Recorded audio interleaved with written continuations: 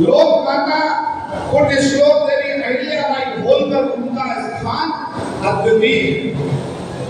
आज से 300 साल पहले उनका जन्म हुआ। बड़ी विपरीत परिस्थितियों में एक सामान्य परिवार में जन्मने के बाद, होलकर परिवार के होलकर राजघराने की बहू बनने के बाद जो उन्होंने कष्ट झेले, वैधव्य झेला, और उसके बाद शासन करने का भी अवसर मिला, तो शासन में धर्म और अध्यात्म की कितनी महत्ता होती है वो मैं इतनी बात आपको बताने के लिए खड़ा हुआ। वो परम शिव भक्त थी और जब उन्हें सत्ता संभालने को मिली तो और इसलिए वो धर्म और न्याय, जब हम अपना सर्वस्व प्रभु को समर्पित कर देते हैं, महादेव को समर्पित कर देते हैं, तो निश्चित ही हम मानते हैं कि तेरा तुझको अर्पण, अब हमसे गलती नहीं हो सकती। इसलिए उनके राज्य के काल में जो उन्होंने काम किया, हमारे मुख्यमंत्री बताएंगे, हमारे जिला अध्यक्ष बताएंगे, विषय बताई है, मुख्यमंत्री यही माध्यम से सुनना अच्छा लगेगा। लेकिन इतना जरूर है, समकालीन राजनीति में मोदी जी अपने आने के पहले या भारतीय जनता पार्टी के पर्व को इस तरह से माना गया कि मैं एक उदाहरण दे दूं, वामपंथियों का इतना कब्जा दबा रहा हमारे सभी तंत्र पर, चाहे वो साहित्य के हो, चाहे वो कला के हो, चाहे संवैधानिक संस्थान हो।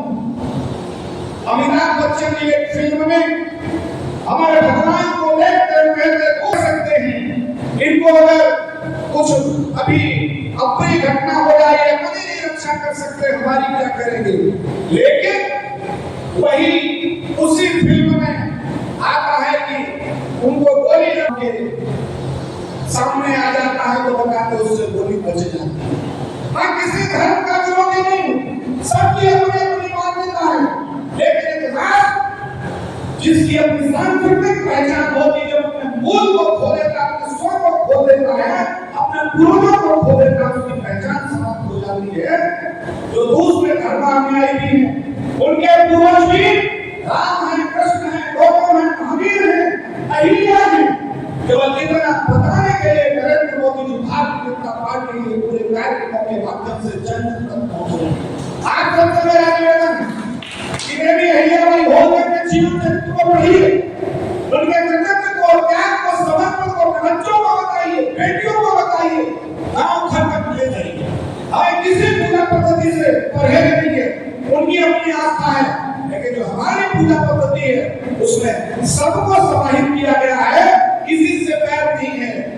इसलिए इतना कहते हुए कि देवी अहिल्याबाई होलकर के इस कार्यक्रम में हम लोग पधारे हैं, अगर हम आज यहाँ से सीख लेकर के जाएंगे, हम धर्म और अध्यात्म के माध्यम से अपनी बेटियों को, अपने परिवार में बहुओं को, बच्चों को ये सिखाएंगे कि उन्होंने ज्ञान के माध्यम से धर्म और न्याय की देवी का स्थान प्राप्त किया और उनको पुण्य श्लोक एक पदवी प्रदान की गई है। पदवी को सुकेश यादव की मुश्किल से नहीं मिली।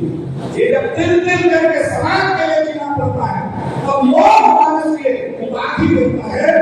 ऐसी देवी अहिल्याबाई होलकर की स्मृतियों को नमन करते हुए मैं अपनी वाणी को विराम देता हूँ। एक बात घोष करेंगे, पुण्य श्लोक देवी अहिल्याबाई होलकर।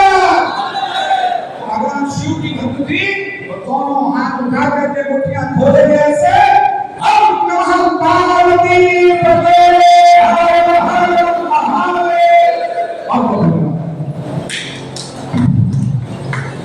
धन्यवाद जी। जैसा कि बताया, उन्होंने धर्म और कर्म के नाम पर एक पदवी मिली है, पुण्य श्लोक। पुण्य का मतलब होता है दान पुण्य करना। तो उन्होंने धर्म और पुण्य के इतने काम किए, मठ, कुएं,